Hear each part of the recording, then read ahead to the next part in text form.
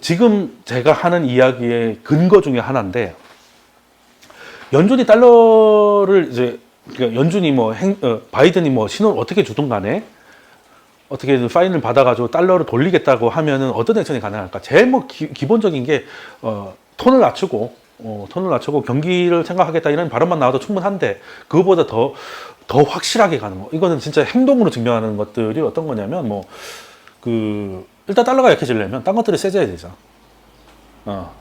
그러면 딴 것들이 세지는데 미국이 도와줘도 되지. 대표적인 역사적 경험이 있죠. 플라자 합의. 달러 빼고 다 올라가라고 했으니까. 근데 5일 전쯤인가 이제 일본 중앙은행이 98년 이후로 최초로 이제 사실상 이제 거의 20몇 년 만에 엔화 강세를 가기 위해서 워낙 약세가 심하니까 개입이 일어나요. 개입을 했고 그거 다 인정을 했습니다. 이거 표치가 안 날 수가, 이건 중앙은행 아니면 할 수가 없는 거거든. 그랬는데 시장의 평가는 돈만 많이 쓰고 별로 효과가 없었다. 약간 강세로 갔더니 다시 돌아갔으니까. 또 왜 그래?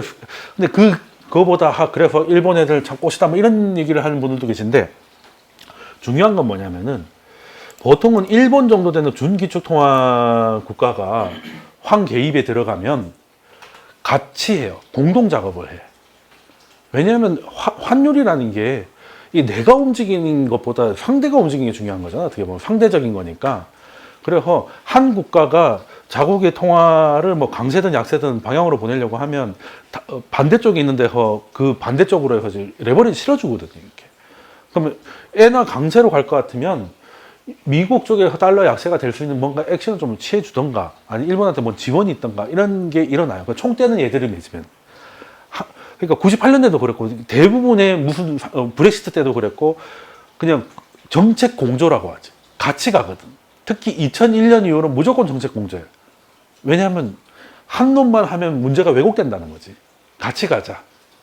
그래서 미국이 뭘 해줘요? 널 뭘 믿고 하니? 쟤들을 어떻게 믿어? 그래서 통화 수업을 다 걸어놓은 거야. 문제 생기면 이 돈 써. 걱정 마. 하고 미국이 가라는 대로 가는 거지. 그래서 그래서 그런 건데, 이번에 이걸 하고 나서 자네 옐런이 뭐라고 했냐면, 왜 하는지 이해는 되는데 우리가 한 건 없다는 거예요. 그러니까 한 거를 이해한다는 거는 반대하지 않는다는 거죠. 반대하지는 않지만 도와주지도 않았다는 거는, 그러니까 뭘 했다는 게 아니고 안 했다고 성명 발표한 건 웃기잖아. 왜 안 했는데 왜 안 했다고 굳이 성명을 발표할까? 얘기를 할까? 아직은 아니다라는 거예요. 달러 강세는 좀 더 가야 된다고 생각합니다. 그러고 나니까 이게 5일 전이잖아요. 그 지난 강의하고 이번 강의 사이에 일어났던 일이잖아. 그래서 그 이후로 환율을 봐요. 더 미쳐 올라가잖아. 왜? 미국 행정부하고 미국 백악관이 아직 부족하시다라고 얘기했으니까. 일본이 자기가 좀 힘들어서 뭔가 액션을 했는데 안 도와주잖아. 그러니까 일본이 했는데 아직은 아니네. 그럼 더 가야 됩니까? 그럼 진짜 1,500원 찍어야 되는 거예요? 이렇게 되는 거지. 그러니까 이거 보면 지금 강달러는 그냥 미국이 지금 달러를 무기화하고 있다고 봐야 돼. 러시아는 지금 가스가 터뜨리고 가스나 기름 가지고 에너지를 무기화하잖아요. 미국은 금리를 무기화하다가 이제는 아예 그냥 달러가 무기가 됐어. 그렇지 않습니까? 전쟁이 이제 끝까지 안 가도 돼. 어느 임계점을 넘어가서 러시아가 되돌릴 수 없는 상황이 되면 이제 미국은 빠르게 탁탁탁 치고. 85년 플라자 합의가 나오고 나서 실제 소련 무너질 때 6년 후죠. 근데 나라는 기울었잖아. 기울어 침몰한데 6년 걸렸을 뿐이지 되돌리기 힘든 정도로 박살이 난 거거든. 러시아도 조금만 더 가면 작살납니다. 그냥 날씨 추운 나이지리아가 될 거야. 지금 이제 징집하고 있잖아요. 근데 징집이 그냥 어느 정도냐면 우리나라 남자들도 이제 행운의 편지를 인생에 한 번은 받잖아. 행운의 편지가 아니고 운명의 편지인가 뭔가. 내 친구가 이제 입영 통지서를 받았을 때 라이언 일병 구하기를 보고 있었거든요. 그래가지고 라이언 하고 있는데 띵동 해가지고 누구세요 했더니 군대 오셈 이렇게 돼가지고 야 너 저렇게 되는 거야 이렇게 그 기억이 나는데 그 나라이라는 표정 있잖아요. 근데 지금 러시아 징집이라는 게 길 가다가 하는 거예요. 길 가다가 너 누구네 이렇게 해가지고 그냥 이러고 있다가 그냥 가는 거야. 그러니까 언제 어디로 오세요 뭐 춘천 어디로 오세요가 아니고 그냥 경찰에 돌아다니다가 너 신분증 꺼내봐. 그래가지고 목록에 있으면 갑자기 둘이 와서 탁 잡고 이거 그냥 현행범 체포와 똑같아요. 그래서 동영상 웃긴 게 남자애들 미친 듯이 잘 뛰어. 존나 도망가요. 그래서 빠리빠리한 애들은 징집이 안 돼. 도망을 가고 저처럼 이제 몸이 맛이 가가지고 느려가지고 도망도 못 가는 애들이 징집되고 있어요. 그러니까 아무 소용이 없다는 거지. 그리고 징집돼가지고 훈련도 안 하고 훈련 제대로 된 훈련이 될 것 같으면 뭐 러시아가 아닐 테죠. 그런데 전쟁터에 나간다는 건 죽으란 얘기예요. 죽으란 얘기고 소련이 이제 가세가 한 게 그 전쟁할 때 이제 소위 말하는 숙련공들 있잖아요. 그런 사람들이 다 끌고 와가지고 다 총알바지를 만들었다 보니까 지금 러시아 상황은 여러 번 말씀드렸지만 일단 민간 항공기도 그냥 이제 계기판의 절반이 꺼져 있어서 수리가 안 돼. 수리가 안 되고 대포도 포신이 없어가지고 발사가 안 됩니다. 그냥 지금 이 상황에서도 진짜 엄청 밀리고 있거든요. 아니 그러니까 오합지졸의 끝을 보여주고 있고 러시아에서 제일 좋은 탱크가 T-90M인데 그거 살아있는 상태로 포획되고 있어요. 이제는 이제 그걸 후방으로 빼가지고 뭐 그걸 다 뜯어보면서 기술을 다 가져가겠죠. 원래 그런 것들은 터트리고 도망가야 되거든. 전쟁 영화 보면 꼭 이제 터트리고 도망가잖아요. 근데 그게 이제 시동까지 켜진 상태로 how to play만 하면 되는. 그러니까 얘네들은 항복할 방을 푸틴이 후퇴를 못하게 하니까 얘네들은 그 자리에 가만히 있는 거거든요. 그러니까 보통 전쟁을 하면 보병이 있고 뒤에서 포병이 이제 후방에서 지원해주고 막 이런 식이잖아. 근데 보병 부대가 있으면 우크라이나가 확 지나가요. 근데 그러면 뒤로 빼야 되잖아. 근데 후퇴는 못하게 하니까 가만히 있거든요. 그럼 뒤로 간 우크라이나 군들이 포병을 작살을 내요. 그럼 우리는 가만 서 있다가 포위되는 거지. 그럼 할 게 없잖아. 그럼 무섭잖아. 그럼 다 도망가. 뭐 그런 상황이 계속되고 있어요. 계속. 그러니까 이제 하다 안 되니까 이제 가스관 터뜨리고 가스관 터뜨릴 때 이런 미친 애지만 핵은 안 쏘겠네 이 생각을 했어요. 핵 쏠 것 같으면 굳이 저 바다 밑에 있는 것까지 뭐 터뜨리겠어. 그냥 쏘면 그만이지. 그리고 그래도 우리 톡방에도 질문하신 분이 계시나요? 핵 쏠까 봐 무섭다. 물론 푸틴은 진짜 상 미친놈이라서 쏠 수도 있겠죠. 근데 그러면 만약에 쏜다면 전조가 있지 않을까? 전조가? 오늘 새벽에 슈피겔 보도가 나왔는데 3, 4주 전에 이미 독일한테 미국 정보국이 노드스트롬 터뜨릴 거라고 러시아가 경고를 했다는 거잖아요.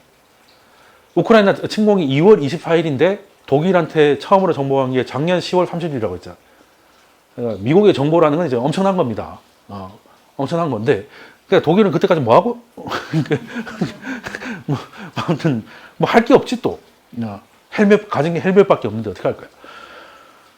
그러면 핵을 쏜다. 그러니까 러시아 예전 냉전부터 해가지고 핵전쟁 위기라는 거는 양 진영 간의 가장 큰 일이었잖아요. 그러면 핵무기라는 게 쏜다는 게 그냥 쏴지는 게 아니거든. 쏘기 위한 준비 작업이 필요할 것이고.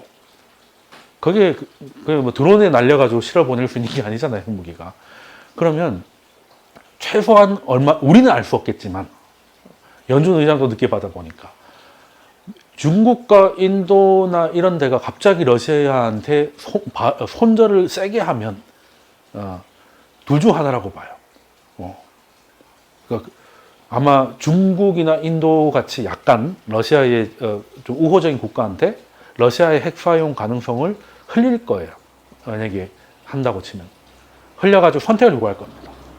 너 핵 쏘는 놈하고 끝까지 같은 편 먹을 거냐. 우리는 쏘면은 어떻게든 조질 건데 네가 그 편에 있을 건지 지금이라도 우리한테 올 건지 결정해라. 그러니까 미국 입장에서는 우크라이나 핵을 쏘면 이제 미국이 지원이 아니고 미국의 개입이죠. 왜? 그 개입 안 하면 어떻게 되겠어요? 개입 안 하면 어떤 문제가 발생하면 지금 국력과 기술을 가지고 있는, 그러니까 핵무기를 얼마든지 만들 수 있는 나라지만 미국이 제공하는 해구산을 믿고 그냥 있는 나라들이 많거든요. 일본, 한국 등등등등. 독일도 마찬가지고. 굳이 안 만드는 거예요. 왜? 미국이 막아줄 거니까. 그래서 그걸 가지고 또 미국은 그래서 핵무기를 가지면은 상대 국가가 핵무기를 가지면 러시아처럼 골치 아파지니까 그걸 어떻게든 줄이려고 하는 거잖아. 근데 우크라이나에 결국에 핵이 떨어졌는데 미국이 별로 하는 게 없다. 그럼 당장 한국, 일본, 독일부터 핵무장을 할 걸요. 널 어떻게 믿어? 그렇잖아. 널 어떻게 믿고? 그럼 제일 좋다는 게 중국이죠. 한국하고 일본이 핵무기를 가지면 중국은 아무것도 아닙니다. 아무것도 아니에요. 지금도 아무것도 아니지 더 아무것도 아닌 게 되는 거지. 그러면 이제 정보를 흘려가지고 그 선택을 하겠죠. 나는 그냥 러시아하고 붙어가지고 우리하고 진짜 다이다이 한번 제대로 깨보자 라고 하던가, 아 그래도 핵은 아니지 라고 하면서 그 명분으로 싹 빠지면서 최소한 중립 이상으로 자유진영 쪽으로 넘어와서 이제 자유진영 국가 나토나 이런 데서 러시아를 이제 녹아내리는데 뒤에서라도 조금이라도 도와주는. 왜냐하면 전쟁 끝날 때쯤에 러시아가 갖고 있는 뭔가를 나눠 먹을 거 아니에요. 순정국이 돼야 나도 접시를 갖고 갈 수 있지. 그렇잖아. 왜 1차 대전 끝나고 왜 조선이 독립 못했어? 1차 대전 때 일본이 순정국이었거든. 근데 2차 대전은 패전국이니까 독립한 거 아니에요. 그러니까 중국이 그게 반 안 하겠냐고. 인도가 그게 반 안 하겠어요? 러시아 쟤들 이미 녹아낼 때도 녹아내리고 가스하고 기름밖에 아무것도 없는 게 이제 만천하에 드러났는데 굳이 미국하고 다이다이 할 때까지 같은 편일 필요가 있을까? 그 다음은 어떻게 하려고? 그렇게, 그리고 거기서 어떻게든 말리지 않으면 자기들 입장이 난처해질 텐데. 대만은 핵무장 하지 않을까, 그럼? 대만 핵무기 가지면 시진핑이 12명이 나와도 답이 없잖아. 핵이 없어도 할까 말까인데. 예, 그래서 갑자기 그런 식으로 손절이 나오면 러시아가 진짜 패망하기 직전이거나 아니면 죽기 전에 버튼을 누르려고 하는데 미국이 정보를 흘려서 선택을 요구하는 걸 수도 있다라는 거죠. 아무튼 뭐 그건 좀 지켜봐야 될 문제인데, 지금 우리를 괴롭히는 건 핵무기보다는 이제 핵달러기 때문에 핵달러기 때문에 지금 이제 무지성 긴축이 언제까지 되고 있느냐. 그래서 7월 FOMC에서 자기도 모르게 온화한 발언을 했던 자신을 와심상담하면서 다시는 그런 실수를 하지 않으리라고 하다 보니까 좀 더 잔인해진 파워를 우리를 만나고 있고, 그러면서 우리는 이제 공포에 질려가지고 그냥 다 버리는, 마치 그런 거죠. 오늘 같은 투매 현상, 그리고 영국 같은 중기축통화의 이제 그 국채가 하루에 60bp가 움직인다는 거. 보통 그런 나라에서 10bp만 움직여도 우와 대박. 우리 주식으로 치면 지수가 한 2.몇% 움직인 거거든요. 근데 60 몇 프로? 그거는 신흥국이나 수리남 이런 데서나 벌어진 일이에요. 근데 어떻게 영국 같은 중기축통화 국가가 그런 일이 벌어지느냐. 미친 거죠. 미친 거죠. 미친 겁니다. 그리고 그러면 만약에 와심상담은 끝나고 이제 파월은 재밌는 게 정말 남의 말을 안 듣다가 보스가 오케이를 하면 거짓말같이 턴을 하잖아요. 지금까지 그래왔지. 그래서 선거가 끝나든 언제든 더 이상은 이제 강달러가 이제는 인플레이션을 막아주는 효과보다 미국의 펀더멘털을 깎아먹는 게 더 크다고 판단돼서 연준한테 고마하면 됐다라는 게 일어나면 파월은 지금까지처럼 거짓말같이 또 바꿀 수 있어요. 말 바꾸는 데는 귀신이잖아. 그리고 바꿨다고 부끄러워하지도 않는 것 같아. 그냥 딱 그런 거 있잖아요. 그 큰 회사 가면 자기 팀장님만 보고 팀원들이 아무리 욕해도 팀장 딱 하는 딱 그런 스타일 있잖아. 정말 얄미운데 고가 잘 받아가 승진 잘하는 놈. 어떻게 경제학도 안 배우고 변호사가 연준 의장이 됐나. 연준 의장 그만두면 보통 브루킹스나 이런 경제연구소로 가거든요. 파월도, 버냉키도 그렇고, 옐런도 그렇고. 이 양반은 테드로 가가지고 자기개발서를 쓰면 돼. 나는 어떻게 경제학도 모르면서 연준 의장을 해먹었나. 이런 처신술 세계 대마왕인 거지. 그러니까 스티븐 코비고 나발이고 다 필요 없어요. 그러니까 직장인들의 꿈. 이명박이 그거 있잖아. 일본 상원 들어가 현대건설 사장까지 됐잖아. 그 셀러리맨의 신화잖아. 이 양반 봐. 돈도 미친 듯이 벌고 정보가 그러니까 10월 달에 주식을 왜 팔았겠어? 10월 달에 정보 받았다니까. 우크라이나. 근데 액션은 2, 3월에 나왔지만 그러니까 이게 참 어떻게 보면 욕을 먹을 짓을 한 거죠. 차라리 2, 3월에 팔았으면은 뭐 그냥 손절했구나라고 생각할 텐데 정보를 받은 10월 달엔 팔고 그러고 나서 12월까지는 절대 인플레 없다고 하더니 2월에도 약한 모습 보이고 막 그렇게 하면서 오히려 시장을 뒤통수를 쳐놓고는 자기는 10월 달에 파는 거잖아.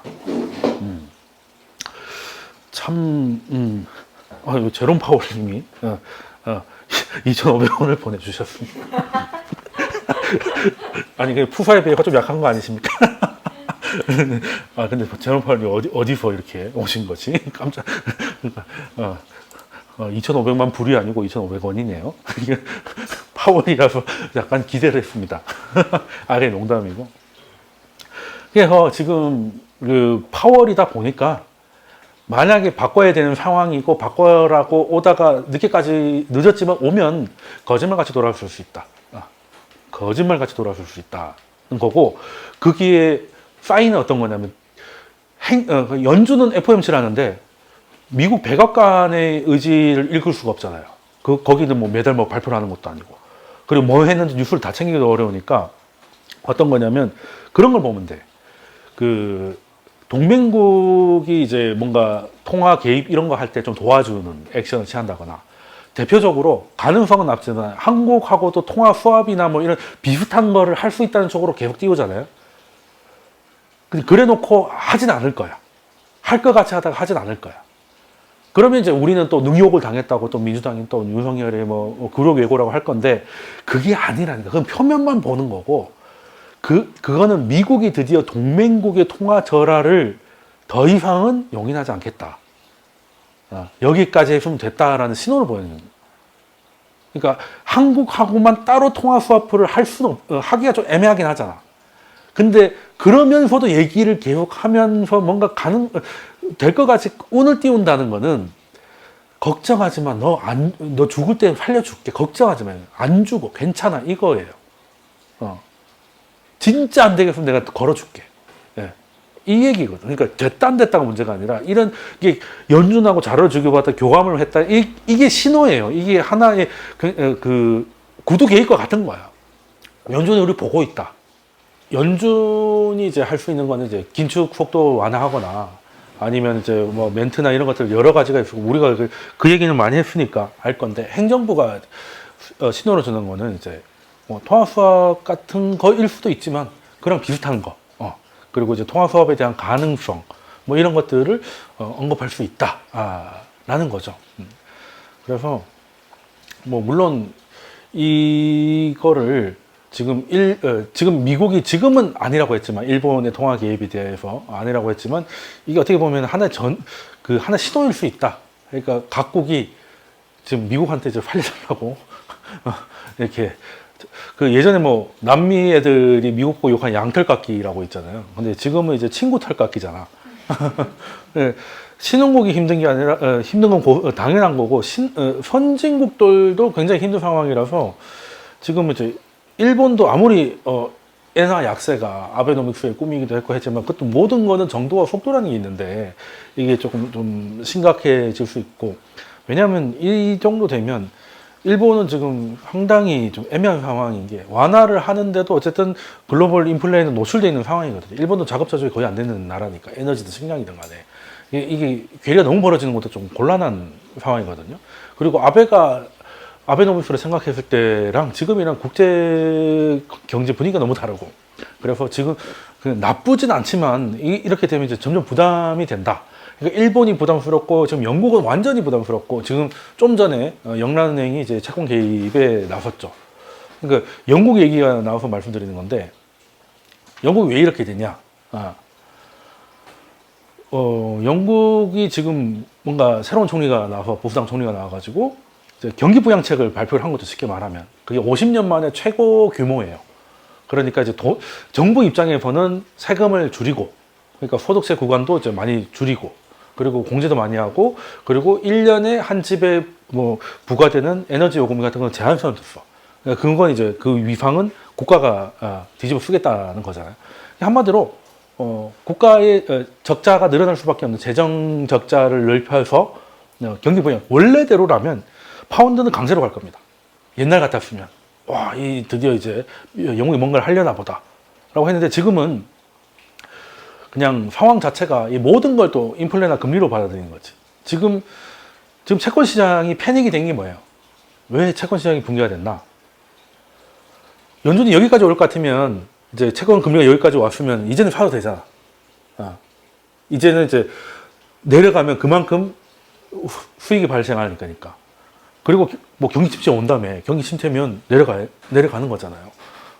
경기 침체는 수요 파괴고, 수요 파괴는 인플레 제어니까 내려가게 되는데, 문제는 연준이 여기까지 간다고 해가지고 채권 여기 프라이싱 하면 또 가고 또 가고 또 가고 또 가고 또 가고 있는 거죠. 그러니까 지금 그 톡방에서도 얘기를 했지만 지금 미국 국채 4%입니다. 10년물이 4%에서 오늘 오다가 찍었어. 알람이 뜨더라고, 운전 중에. 그건 뭐겠습니까? 그 약간 채권파리 소녀 이런 거죠. 그러니까 채권 얼마나 매력적? 미국이라는 무위험 국가의 채권을 사면 1년에 4%씩 따박따박 주겠다는 거죠. 원금? 아이고, 뭐 원금을 뭘 걱정을 해? 지금 미국 보세요. 손 안 대고 지금 러시아 녹이는 거 봐. 그 러시아 저거 어떻게 하냐 했더니 그냥 알아서 자멸하고 있잖아. 중국 걱정 없어. 그러니까 무형 국가의 채권을 사면 그것도 4%를 달러로 주겠다는 건데 얼마나 아름다워요. 근데 안 사요. 왜? 더 싸게 팔 것 같으니까. 4% 와 매력적이다네. 4.5까지도 할인하겠다. 라고 하니까 이제 그러니까 아무도 안 사고. 그리고 QT라는 게 뭐야? 파는 거잖아요. 중앙은행이 파는 거잖아. 그러니까 더 싸질 것 같고 중앙은행은 심지어 팔고 있고 누가 사겠어요? 그러니까 이제 채권 사는 사람이 없고, 그리고 지금 이거 문제가 뭐냐면 이게 채권이 이런 상황이 거의 없기 때문에 호가가 좀 뻥뻥 비어 있어요. 그래서 이제 사는 사람 아무도 없고 팔겠다는 사람만 있으니까 조금만 팔아도 쭉쭉 빠져. 지금 우리 부동산하고 비슷하지. 거래가 없는데 일부 한동이 한 세대가 급매를 내려가지고 전체 가격을 떨어뜨리는 거. 그리고 뭐 현수막 거래가 찢어 죽이자 막 그러고 있잖아요. 채권 시장도 똑같아. 사겠다는 사람이 없는데 원래 호가가 좀 넓고 거기는 규모가 크니까 넓은 데다가 다 비어 있으니까 이거를 근데 누가 이거 거래를 보장을 해주나? 중앙은행 팔고 있는데. 그러니까 좀 밀면 훅훅 빠지는 거니까 이례적인 상황이 계속 벌어지는 거야. 그러다 보니 영국도 원래대로라면 뭔가 뭐 경기 부양이 될 것 같지만 지금 생각해봐. 지금 정부가 지금 적자가 늘어나면 그 돈 다 어디서 나오겠어요? 또 채권 발행이지 뭐. 그럼 채권 발행 사겠다는 사람이 아무도 없는데 더 만든다고? 그러면 더 빠지기 전에 지금이라도 팔아야지. 그러니까 채권 가격이 이제 급락을 하고 금리 급등으로 나오는 거죠. 영국 같은 나라가. 그러니까 영국도 예전에 이제 진보당이 오랫동안 집권을 해서, 그러니까 이 역사는 반복된다는 게 옛날에 76년에 그 영국이 이제 IMF에 한번 불려간 적이 있잖아요. 한 쫄딱 망해가지고. 우리는 특히 이제 왼쪽 분들은 이제 대처를 굉장히 싫어하잖아요. 뭐 피도 눈물도 없는 뭐 무슨 년 뭐 이러면서 이제. 근데 엄밀히 말하면 대처는 3번이나 선거에서 승리한 국민의 선택을 받은 총리거든요. 지금 우리나라 그러니까 신자유주의의 이제 상징과 같은 사람이라서 우리나라 진보층이 싫어하는 거지. 영국 사람들은 선택을 했어요. 막판이 조금 안 좋았을 뿐이지. 예. 아니면 뭐 도중에 쫓겨난 것도 아니거든요. 그러니까 3번 하다가 이제 마지막에 그렇게 된 건데 왜 그렇게 됐냐? 왜 영국 사람들은 그런 피도 눈물도 없는 신자유주의자를 총리를 3번이나 세웠을까? 72년에 진보당이 이제 이런 거대한 그 감세 정책 이렇게 부양을 하겠다고 한 적이 있거든요. 공교롭게도 그 이후로 딱 2번째 규모예요. 72년에 그렇게 했더니 그때는 좋았지. 근데 나중에 어떤 일로 국가가 빚이 너무 많잖아. 그래서 이제 국가는 이제 더 이상 채권을 살 수가 없고 자꾸 발행만 하다 보니까 채권 시장이 붕괴가 돼서 경제가 작살이 나요. 그래서 76년에 IMF까지 끌려간 다음에 더 이상 이러지 말자. 우리 뭐 돈 퍼나르고 이런 거 절대 하지 말자. 그래서 나온 게 신자유주의예요. 한번 망해봤기 때문에. 우리도 IMF를 겪고 나가지고 김대중 때 자유주의적 그 혁명이라고 해야 되나? 이제 약간 리모델링이 일어난 것도 한번 돈지랄을 하다가 망해본 경험이 있기 때문에 영국도 그랬거든요. 그렇게 해서 진보당이 쫄딱 망해서 지금까지 보수당이 계속 해온 거야. 근데 이번에 이전에 보수당이 망할 것 같아. 근데 진보당이 망했던 거랑 똑같은 레파토리로 망할 것 같아. 그 뭐 지켜보기 이제 총리가 뽑힌 지 얼마 안 돼가지고 당장 망한다 이렇게 말하기는 좀 어려워도 근데 왠지 어디서 이거 70몇 년도하고 너무 그리 비슷하다. 근데 그때랑 지금이랑 그때 72년도에 무슨 일이 있었어? 78년에 1차 오일 쇼크잖아요. 인플레 터질 때요. 인플레 터질 때 정부가 지출을 늘렸잖아. 그래서 4년 후에 어떻게 됐다? 그리고 3년 후에는 2차 오일 쇼크로 확인 사살. 그러고 나서 이제 그냥 어떻게든 효율만 따지는 신자유주의가 득세를 한 것도 그렇게 개같이 실패한 경험이 있기 때문에. 그 영국도 미국도 사실 보면 미국이 중요한데 영국이 먼저 해 가만 보면. 앵글로 삭슨 중에 미국은 이런저런 뭐 고민을 좀 많이 하는 것 같고 영국이 뭐든 좀 급진적 아이디어를 먼저 하는 것 같아 가만 보면. 케인즈도 영국 사람이잖아요. 그리고 그래서 인류의 근대 역사는 영국이 쌓은 똥과 영국이 만든 문명 그 두 개거든요. 그렇잖아요. 아니 한 나라가 지금 우리가 살고 있는 모습에 가장 영향을 많이 준다는 누가 말해도 영국 아닙니까? 우리 지금 하고 있는 거 다 영국 거잖아요. 그리고 미국도 사실 영국에서 파생돼서 나온 거고 모두 그러니까 문명이라고 말할 것들은 영국에서 출발했어. 지금이야 뭐 거기는 뭐 축구밖에 안 남은 것 같지만 그렇게 된 거잖아요. 그래서 우리 그 위드 코로나 이런 것도 제대로 물론 뭐 스웨덴도 초반에 얘기가 있었지만 마스크 제일 먼저 벗고 집단 면역 시도를 가장 먼저 한 주요 선진국이 영국이잖아. 근데 그때는 미쳤다고 했지만 결국 다 하고 있잖아 우리. 그러니까 영국에 가만 보면 좀 그래. 조금 미국보다 조금 반보 앞서는 것 같아. 근데 이번에는 이제 하면 안 될 거를 앞선 것 같아. 그러니까 지금 이 분위기에서는 시장의 키 드라이브는 인플레고 그리고 채권 시장의 패닉인데 거기에다가 기름을 쏟은 거죠. 그 뜻은 알겠으나 경기 부양이 인플레로 이렇게 힘드니까 이제 경기 부양을 해야 된다. 근데 암 환자가 비타민 C를 먹어가지고 오히려 암세포가 더 커진 그런 꼴이 될 수 있다는 거죠. 그래서 지금 이제 오늘 뭐 개입이 나왔는데 뭐 어떻게 뭐 될지는 좀 지켜봐야 되겠지만은 일단 뭐 영국이 한 거를 이제 전 세계가 좀 천천히 좀 따라가는 것 같아요. 그래서 지금은 어쩔 수 없이 힘든 겁니다. 왜? 영국처럼 그렇게 했다가는 영국이 저 지경인데 다른 나라가 그런 식으로 하면 아주 그냥 홍군형이 나겠죠. 그래서 지금 우리는 이번엔 되게 잘했어요. 이번은 한국은행이 연준보다 잘했어. 그렇지만 한국이기 때문에 잘해봤자인 거야. 왜? 우리가 잘하면 뭐예요? 그냥 뭐 미국 때문에 다 난리가 나버렸는데. 그러니까 한국은행처럼 주요 은행 중에 먼저 긴축에 나섰고 했잖아요. 연준이 그렇게만 했어도 이 지경은 안 됐을지도 몰라. 그러니까 정말 안타까운 거는 연준이 하는처럼만 움직이고 전쟁이 안 일어났다면 인플레는 정말 일시적일 수도 있었겠다. 뭐 지나서 하는 뭐 의미 없는 뭐 메이비일 수도 있지만 그런 아쉬움은 좀 있기는 해요. 하고 그래서 지금은 이제 그냥 모든 걸 뭐 음모론으로 해석하는 거는 좀 무리가 있지만 지금은 정상적인 상황은 아니기 때문에 지금 연준은 그냥 하나의 목표에 지나치게 함몰돼 있고 거기에는 파월 의장이 가진 개인적 성향 이런 것들이 꽤 영향을 크게 미치는 것 같다. 그래서 지금 상황에서 오히려 기대는 파월의 가벼움이에요. 이렇게 된 거는 이제 이런 거기 때문에 그래서 뭐 수리나면 보신 분도 있고 안 보신 분도 있겠지만 그 왜 조직 내에서 이제 소위 말하는 스파이를 우리 안에 스파이가 있어 라고 하면 이제 내가 들킬 수도 있으니까 엄청 긴장이 높아지지만 엉뚱한 놈이 스파이로 죽어버리면 나는 살잖아. 지금 약간 그런 거예요. 누구 하나는 나가야 될 것 같아요. 영국이 될지, 아니면 어디가 될지 모르겠지만, 어느 정도 나가리가 돼서 결국에는 이게 미국 경제까지 엿을 먹일 거라는 게 되면 살아나는 거예요. 근데 파월은 옐런이나 버냉키보다 더 늦게 움직이기 때문에 지금은 충격 대비 자세를 갖춰야 된다. 그러니까 약간 이 장면이라는 거죠. 약간 이 장면하고 좀 비슷하다. 보신 분 아실 겁니다. 영국도 이제, 한때, 친구였던 영국도 잘못 걸리면 CDF.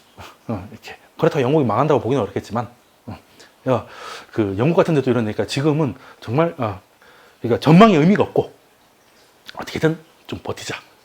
버티고, 살아남으면 좋은 세상이 온다. 왜냐면, 너무 눌러놨기 때문에. 그렇게 저는 좀 생각을 하고 있어요. 지금은 딴 거 없죠. 미국이 전쟁에서나 인플레에서나 선거에서나 행정부가 바라는 목표를 도달하거나 아니면 도달하지 못했더라도 시기적으로 의미가 없게 지나가 버려서 그렇게 돼서 되돌림이 나올 때까지 기다리죠. 지금은 무지성 강달러 때문에 다 힘들면 이것만 풀리면 적어도 원래대로만 들어와도 반등의 여지는 많죠. 지금 와서 뭔가 매도를 하거나 한다는 거는 이미 사실 늦었고 마이너스 50이나 마이너스 60이나 어차피 그런 거 똑같은 거니까. 근데 여기서 이제 이탈하면 안 되고 대신에 이제 레버리지 투자자들의 자금 관리가 그게 문제인 거죠.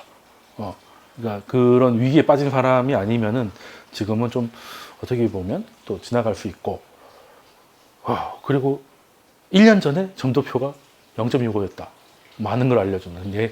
지금 내년 초에 4.6을 보고 있는데 4.6을 찍으면 찍을수록 그러니까 이게 올라가면 올라갈수록 낙폭이 깊어질 거예요. 그렇기 때문에 그때까지 일단 좀 버티자는 거고 그리고 우리 시장하고 미국 시장 그리고 지수 투자와 종목 투자는 성격이 굉장히 다릅니다. 지금 이제 저희가 나름 이제 테스팅을 하고 있는데 원래 이거를 하다가 좀 이제 성장하는 기업들 이런 것도 장기적으로 좀 보유하는 스타일로 좀 가져갔었는데 그때 이제 그건 이제 정상 시장일 때 좀 유효했는데 지금 이제 코로나를 전후로 해가지고 지금 모든 시장이 같은 현상을 겪고 있어요.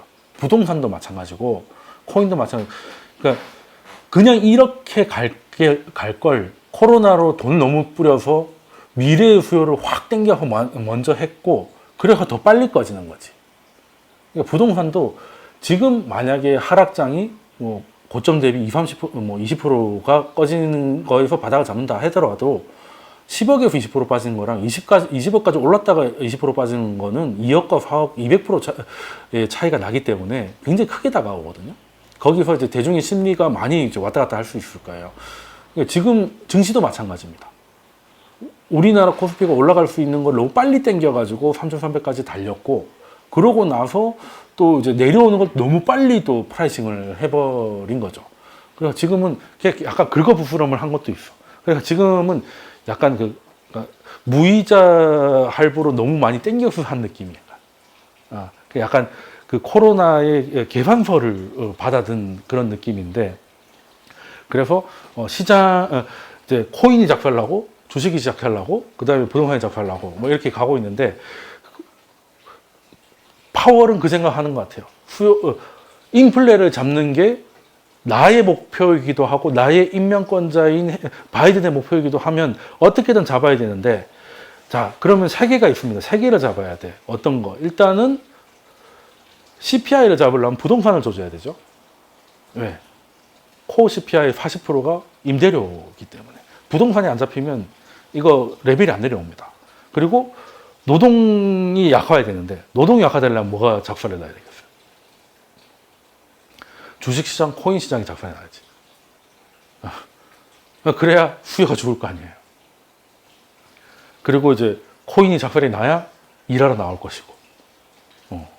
그러니까 하나, 뭐 코인, 뭐 주식은 좀 비슷하게 묶는다 치더라도 수요는 얘로 조지고 CPI 레벨 자체는 부동산을 조진다. 근데 이 두 개는 좀 된 것 같으니 이번에는 부동산을 콕 찍어서 빠져야 된다고 언급을 한 것 같다.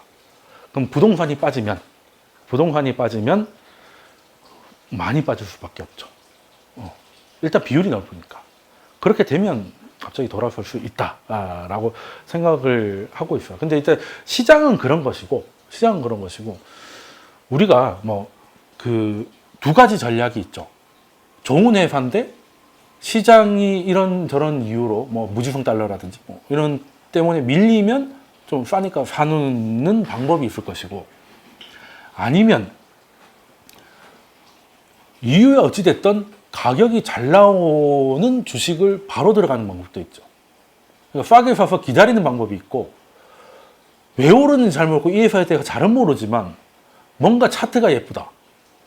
이런 애들이죠. 그 두 개를 하이브리드로 가야 될 것 같아요. 왜냐면 이게 그 주식하려고 하면 이제 물론 뭐 요즘 뭐 라인강 스윙도 봐야 될 게 너무 많잖아요. 평생 공부하다 뒤질 것 같아. 그렇다고 공부 많이 한다고 수익이 느는 것도 아니야. 그럼 그러니까 세상은 정말 별의별 일이 다 생기거든요. 뒤늦게 왜 이런 일이 생겨서 이렇게 됐구나 이해를 하면 마음은 좀 편해지지만 이미 늦었잖아요. 사실 액션은 못 취했기 때문에. 그러면 순환적 사고를 받아들여서 고점이면 적당히 팔고 저점이면 적당히 사가지고 이 시장의 변동성을 나의 수익으로 가져가는 이런 방법이 있을 수 있고, 지금 이제 과매도니까요. 근데 그거는 과매수는 늘리는 건 아니잖아. 지금은 과매도고, 그리고 작년 1월에는 과매수였잖아요. 근데 그 사이사이에는 또 괜찮게 수익을 내는 종목들이 또 있단 말이에요. 근데 그러면 또 종목 투자를 하려면 또 그 회사를 또 파야 되고, 그러니까 이게 딜레마가 뭐냐면, 내가 어떤 회사의 주식을 가지고 이제 어느 정도 의미 있는 비중으로 투자를 하려고 해. 그럼 당연히 그 회사에 대해서 연구가 필요하겠죠. 근데 연구를 하다 보면 그 회사를 좋아하게 돼. 그럴 수밖에 없어요. 왜? 좋아하지만 사질 않거든. 그러니까 샀다는 것 자체가 이미 좋아하고 있다는 뜻이야. 좋은 회사니까 산 거 아니에요. 그죠? 근데 실제 그 회사가 좋든 나쁘든 건 나중 문제고, 주가는 의외의 방향으로 들쭉날쭉을 한단 말이에요. 그러면 회사가 좋은 게 아니고 가격이 좋은 게 차라리 낫지 않나? 라는 생각을 할 수 있겠죠. 요즘 오르고 있는 게 더 오를 가능성이 좀 있지 않나? 쉽게 말해서 이제 그 달리는 말에 올라타는. 그래서 이 두 가지 방법을 하는 사람들이 서로 사이가 굉장히 안 좋아요. 그러니까 이쪽은 이제 펀더멘탈 보는 거죠. 이 회사는 뭐 1년에 수익이 얼마 하고 성장률이 얼마고 이런데 주가가 지금 하니까 이제 사놓고 기다리면 좋을 것이야. 굉장히 점잖죠. 또 여기는 모르겠지만 차트가 예뻐서 샀어요. 이러면 저런 차트 주새끼 뭐 이런 이제 서로가 서로를 이제 하나는 뭐 10선비라고 그러고 하나는 이제 서로를 안 좋아하거든요. 근데 사실 둘 다 필요해. 예. 그러니까 주식이라는 게 시장이 아니라 한 종목은 확 올리는데, 특히 중소형주는 어느 정도 시세를 터트리는데 그렇게 많은 돈이 필요하지 않거든요. 그리고 거래하던 사람들이 합니다. 또 가만 보면 자기가 잘 하던 거 공합이 좀 맞다고 생각하는 것들. 그러면 차트에서 그게 보여요. 그게 보는 게 능력이긴 한데, 아무리 내가 너무 좋은 호재를 미리 알아가지고 아무한테도, 며느리한테도 얘기 안 하고 사더라도 지울 수 없는 흔적이 있죠. 나 때문에 오른 가격과 늘어난 거래량이 있잖아. 그래서 딱 그 두 개만 보고 가는 거지. 그러니까 이 회사가 이 정도 되는데 내려와 있으니까 이 정도 좋아질 거라고 사는 거는 가치 투자. 근데 뭔지 모르겠지만 좋으니까 오르는 거 아니야. 오르는 데는 이유가 있다. 근데 나중에 알게 될 것이다. 그 둘은 접근법이 굉장히 다른데, 그래서 지금 둘을 하이브리드 하는 거를 좀 테스트하고 있어요. 그래서 우리가 종목을 한 7개 정도 하는데, 한 3개 정도는 장기적으로, 뭐, 짧게는 수익, 길게는 좀 장기적으로 가져가고, 나머지 것들은 이제 그냥 약간 매크로나 이런 거 보고 그러면 연준이 뭐 금리를 어디까지 올릴지 모를 때 그럴 때는 어떤 종목을 사야 되나 그거 뭐 어떻게 알아요? 알 수가 없지. 뒤늦게 보니까 그랬다 는 거죠. 그러면 우리는 번개를 찾는데 천둥소리 보면 따라다니는 거지. 천둥소리는 후행이잖아요. 그거 보고 저긴가 보다 하면 그럼 저기가 또 번쩍하고 뭐 이런 식이란 말이에요. 그럼 맞출 수가 없다고. 그러면 길게 봤을 때 과매도가 분명할 때 그 회사의 성장이 문제 없는 것들은 이제 딥으로 사는 거는 가져가고. 그리고 뭔지 모르겠지만 가격과 거래량이 좋지 않으면 이 회사가 무슨 좋은 일이 없으면 이 그림이 안 나올 텐데 하는 거를 사는 거지. 최근에 많이 올랐지만. 왜? 주식은 주식은 뭐다? 모멘텀이다. 한 번 분위기 잡으면 어느 정도는 간다. 그게 나중에 꺾이더라도 이게 모멘텀이라는 게 있거든요. 요걸 보는 거. 이 두 개를 같이 하이브리드를 좀 하려고. 대신에 얘는 떨어질 때마다 사는 거고 얘는 샀다가 아니다 싶으면 바로 잘라요. 손절인 거죠. 손절을 칼같이 하는 거지. 왜? 이 회사를 깊게 들어간 게 아니잖아. 그래서 나름 오랫동안 뭐 박스를 하고 있으면 뚫을 것 같다. 뚫는 다음 그때 들어가는 거지. 근데 안 뚫고 다시 들어올 수도 있잖아. 그럼 커트. 그러니까 얘는 승률은 그렇게 높지 않아. 근데 예를 들어 손절이 3%면 9번 손절해도 한 번 먹으면 그게 더 많은 거지. 그런 식의 그게 좀 필요한 거죠. 근데 우리나라는 두 주 하나만 해.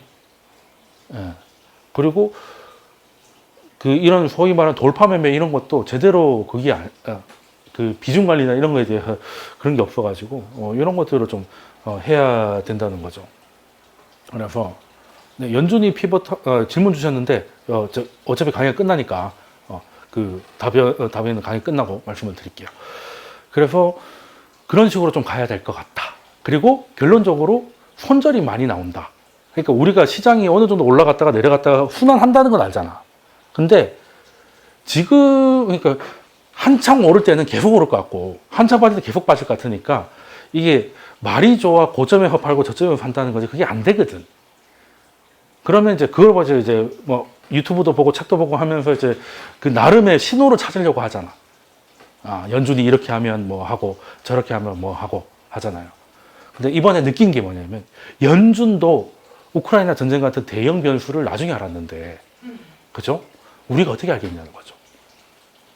그러면 그냥 안 데끼고 그냥 마구잡이로 하라는 건 그게 아니라 그 손절이 이상하게 자주 나가면 시장이 안 좋아지고 있는 거지.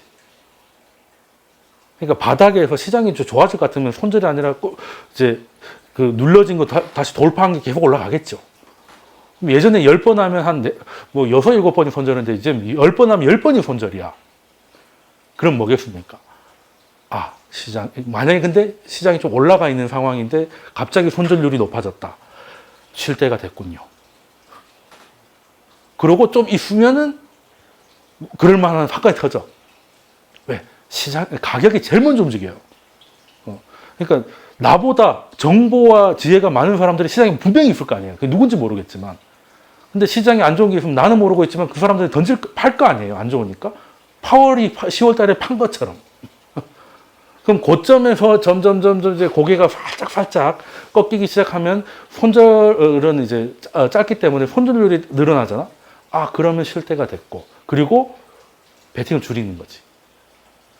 그러다가 승률이 높아지기 시작하면 이제 이건 또 바닥이 되는 거죠.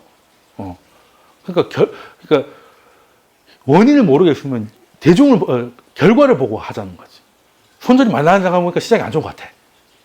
다소 말이 안 되지만 그 방법이 가장 현실적이야. 왜? 우리가 백악관이 아니잖아요. 우리가 연준도 아니고. 그런 것들을 이제 하이브리드로 해야 되는, 이거는 사실 기술적 분석을 공부를 좀 해야 되고, 하는 게 있어가지고, 이제 올해 연말 전까지는 고객분들한테는 이제 그 종목과 진입 가격, 그리고 손절 가격을 다 제시를 이제 실험하면서 이제 나가기 시작할 거예요. 지금 이제 테스팅을 하고 있습니다. 이게 가장 좋은 게 뭐냐면, 이 투자법의 가장 위험은 그냥 손절이 자주 나가는 거예요.